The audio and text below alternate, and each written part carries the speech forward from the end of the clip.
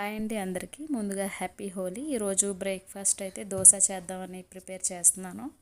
ఈ జార్ వచ్చి నేను అమెజాన్లో తీసుకున్నానండి. అప్రాక్స్ 295 రూపీస్ వరకు నాకు పడింది. దీని కెపాసిటీ 500 ml అండి. మనం దోశ చపాతీ చేసుకున్నప్పుడు చాలా తక్కువ ఆయిల్ కన్జ్యూమ్ చేసుకోవచ్చండి స్ప్రే చేయటం వల్ల. దోశ బ్యాటర్ వచ్చి నేను బయట ఐడి దోశ బ్యాటర్ బుక్ చేసుకున్నానండి జెప్టోలోని. ఇంట్లో చాలా పని ఉండటం వల్ల ఆ పిండి అయితే రుబ్బలేక బయట తెచ్చుకున్నాను ఫస్ట్ టైం. మ్యాక్సిమం ఎప్పుడు బయట నుంచి తెచ్చుకోను నేను. తగిన సాల్ట్ వేసుకొని బాగా మిక్స్ చేశానండి. మిక్స్ చేశాక దోశ వేసానండి.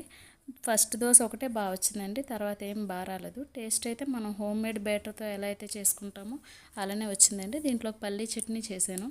సింపుల్గా ఈజీగా అయిపోతుందండి. పల్లీలు, శనగపప్పు, జీలకర్ర, ఆవాలు, కరివేపాకు, పచ్చిమిర్చి వేసుకొని అన్నీ ఈవెన్గా ఫ్రై చేసుకొని తగిన సాల్ట్ వేసుకొని చల్లారాక మిక్సీ పట్టుకోవాలండి. 2 నుంచి 3 వరకు వెల్లుల్లిపాయ రెబ్బలు కూడా వేసుకోవాలి.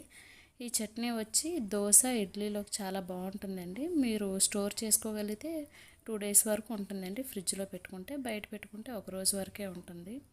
టేస్ట్ అయితే చాలా బాగా వచ్చింది.